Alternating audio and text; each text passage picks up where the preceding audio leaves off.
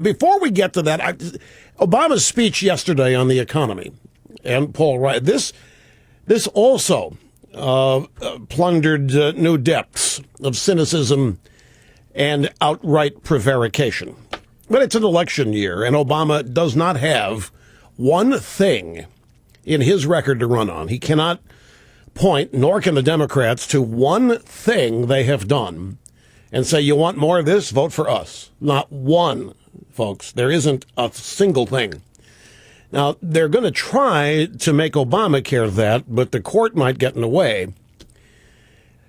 But I want you to listen to Obama yesterday afternoon talking to his stenographers at the AP and the American Society of News Editors, the ASNE convention.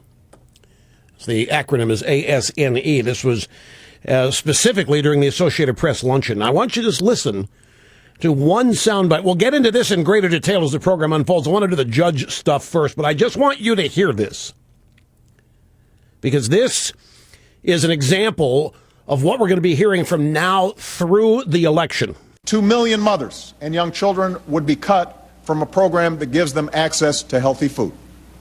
There would be 4,500 fewer federal grants at the Department of Justice and the FBI to combat violent crime, financial crime, and help secure our borders. Hundreds of national parks would be forced to close for part or all of the year. We wouldn't have the capacity to enforce the laws that protect the air we breathe, the water we drink, or the food that we eat. Our weather forecasts would become less accurate because we wouldn't be able to afford to launch new satellites. Now, this is the worst of the worst that we've had from President Obama. It is shameful. It is sophomoric. It's sophistry. It is a blatant appeal to the dumbest Americans. It really is pathetic. It is beneath the office of the presidency.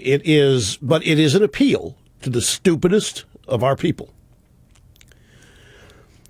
Let me talk about Ryan's budget. It's what he's talking about is Paul Ryan's budget. Paul Ryan's budget doesn't balance for, till 2040? Paul Ryan's budget is less than $1 trillion smaller than Obama's. Paul Ryan's budget doesn't cut anything. Takes a long time to balance. It shifts some things, but it's not draconian at all. There's none of this. Let's go through this line by line.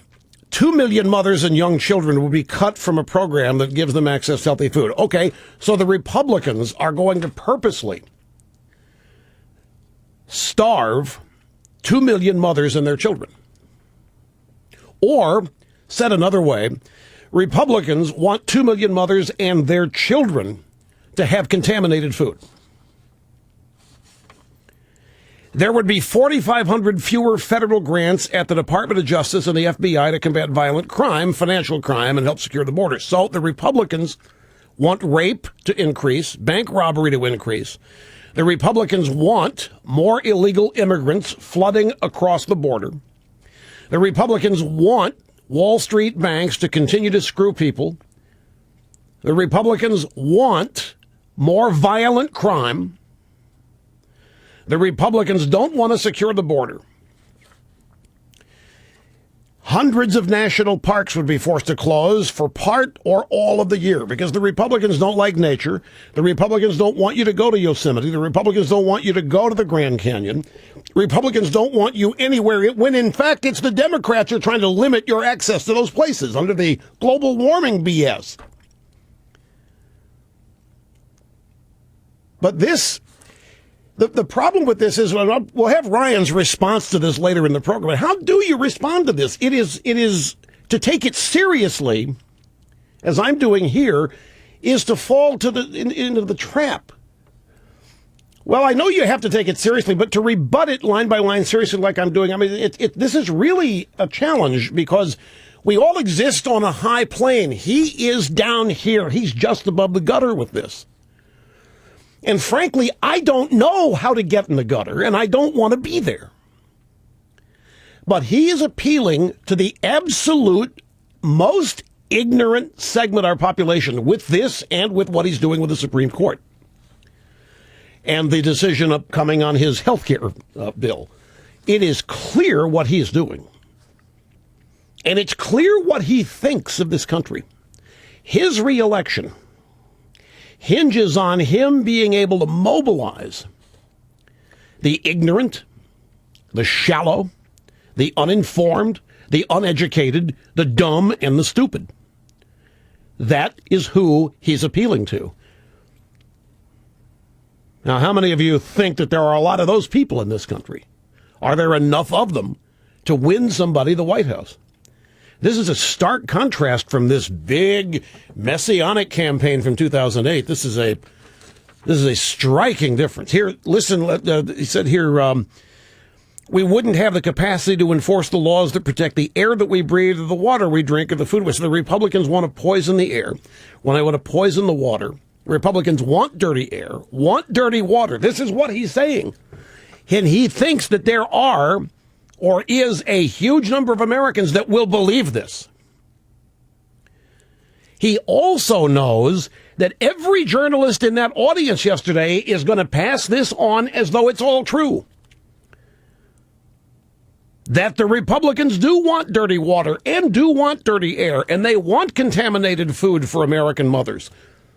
The media in that room is going to spread that message for Obama. Is there a different air supply for Republicans? Is there a different water supply for Republicans? If there is, I want to know. I want to know where these Republicans who want contaminated food are buying their food. I want to know where Republicans who are contaminating the water are getting theirs so that I can survive. And I want to know who these Republicans are. I want names.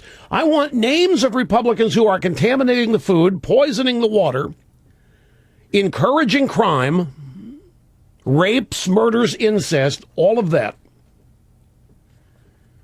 I want to know who these Republicans are so I can make friends with them and stay on their good side, so that my water and air are not tainted. Am I going to have to construct a bubble at my house and have a secret pipe for that clean air run to my house? Where is it? Where am I going to get that air? And ditto, where am I going to get the water? And what am I going to have to do with a local police force to make sure that the crime they're going to allow to happen now will not happen at my house?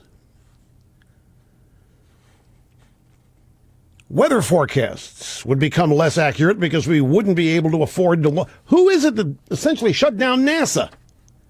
He did.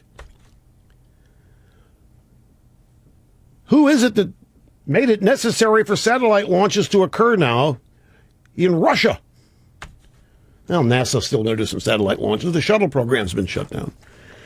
So this was a precursor or a foretelling of what the Obama campaign is going to be. And this is standard operating procedure. This is what happened in 1995 during the budget bill. This is what Democrats always say to one degree or another about Republican budgets. What you need to know is Obama submitted a budget back in February. It went down to defeat 414 to nothing. The Democrats control the Senate. They could pass a budget today.